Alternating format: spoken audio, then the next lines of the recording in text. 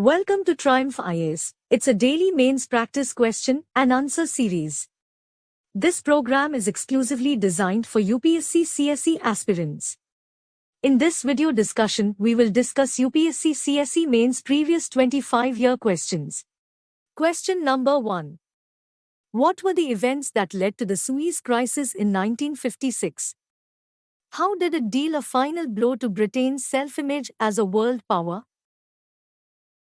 Let's start with the introduction of the answer. Suez Canal was one of the strategic water routes connecting the Mediterranean Sea to the Red Sea, drastically reducing the distance between Europe and Asia. The canal was opened in 1869 and was owned by the United Kingdom and France until the Suez Crisis of 1956. The main body of the answer should be number 1. America and Britain had promised to finance the Egypt's Aswan Dam.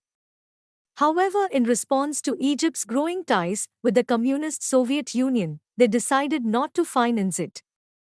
Number 2.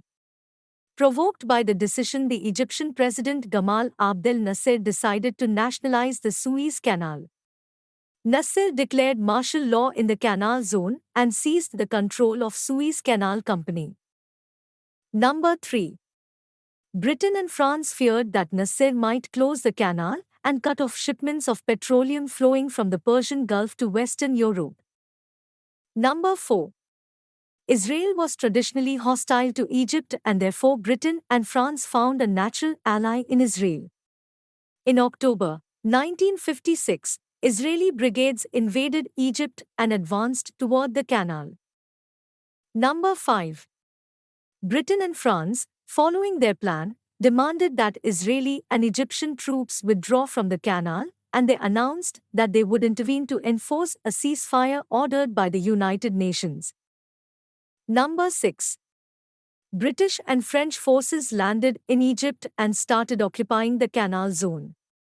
This was met by growing opposition at home and threats of Soviet intervention, which forced the Anglo-French forces to stop their actions. Number 7.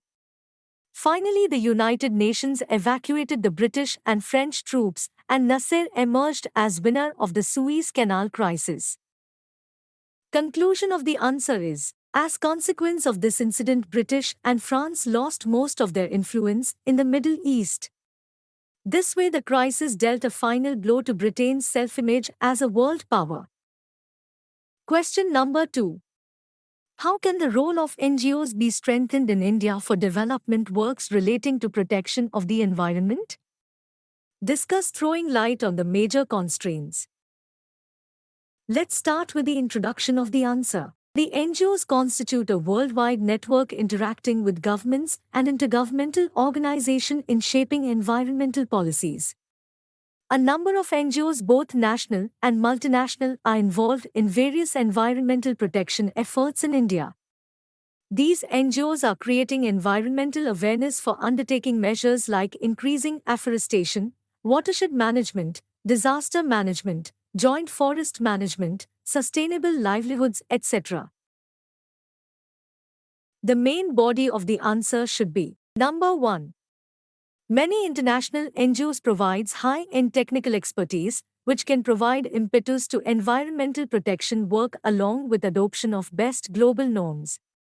However, the role of NGOs is still limited with regard to development works relating to protection of the environment. The major challenges in this regard are: number 2.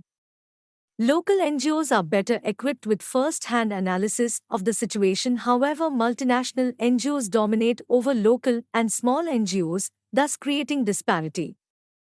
Number 3. More sustainable policy can be drafted by involving NGOs in the pre-policy discussions. Number 4. Community participation should be increased in environmental projects. Number 5. The bottom-up approach needs to replace the top-down approach. Number 6. Certain NGOs being funded by developed countries are being involved in obstructing the developmental projects in India. Such NGOs should be identified and regulated. Number 7. For regulators, it becomes difficult to categorize between good NGOs and bad NGOs as many of them are involved in money laundering and terror funding. Number 8. NGOs are facing challenges in finding adequate and timely funding for their work. Number 9. New forms of NGO participation should actively change the nature of international environmental policy making. Number 10. NGOs involved in research analysis should be collaborated by government institutions to provide more data and expertise. Number 11. Environmental NGOs should be enabled to serve as interface between government ministries, environmental tribunals, and experts to bridge the talent gap in the field. Number 12. NGOs like Bombay Natural History Society, Center for Environmental Education, CE, Kalpavriksha, and Narmada Bachao Andalo are playing vital role in protecting environment as well as the interest of the vulnerable sections of society. Conclusion of the answer is, therefore NGOs should be involved not only stakeholders but also a driving force in environment protection. Question number 3. Give an account of the current status and the targets to be achieved pertaining to renewable energy sources in the country. Discuss in brief the importance of National Program on Light Emitting Diodes.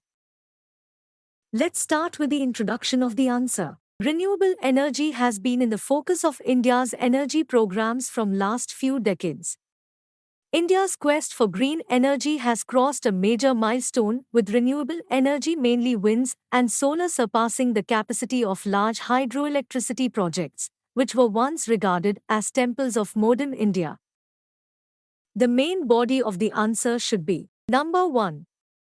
India is targeting the installation of 175 gigawatts of renewable energy capacity by 2022. The country has installed capacity over 50 gigawatts of renewable capacity as of December 2016. Number 2. 61% of the renewable energy came from wind, 19% from solar, 10% from biomass power, and around 9% from small hydro projects. Number 3. Government has launched the Prakash Path, Way to Light, a national program for LED-based home and street lighting. It is a major step towards energy conservation. Number 4. The scheme also targets energy efficiency. Under this scheme, the government is planning to replace conventional bulb street lights in around 100 cities with the LED range. Number 5. According to the Economic Survey 2015 to 2016, this change will see a savings of 45,500 crore rupees by reducing 21,500 megawatts electricity demand. Number 6. Lesser consumption of power also means lesser emission of CO2 and thus reduced carbon footprints.